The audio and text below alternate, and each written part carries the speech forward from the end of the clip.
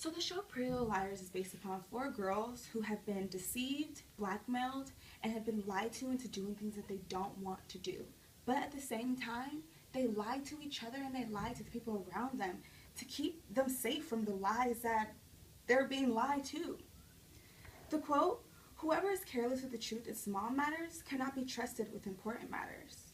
I interpret this to mean that just because just because you lie about something that is the truth now doesn't mean that it can't be the truth then. And just because something is a lie and you are careless with these small lies doesn't mean that lies are bad or that you can't be trusted with these lies.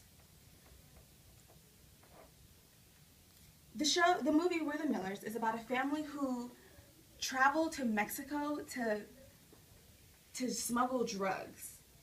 In that movie, the drug dealer lies to them and tells them that they are going to take a small amount of drugs and then move them. But when the family actually gets to Mexico, it's a lot more drugs than they were intended to take.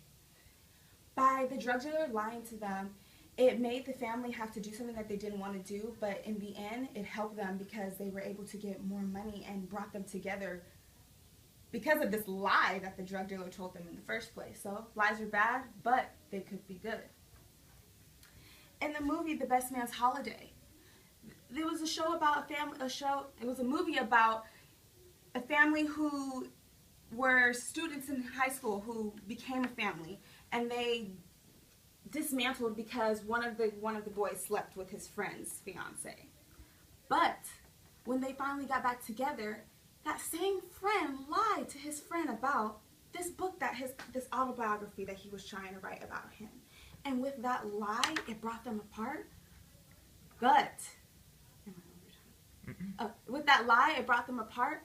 But in the end, it still brought them together because they were able to make that book together and make it into something that they both enjoyed and took time in.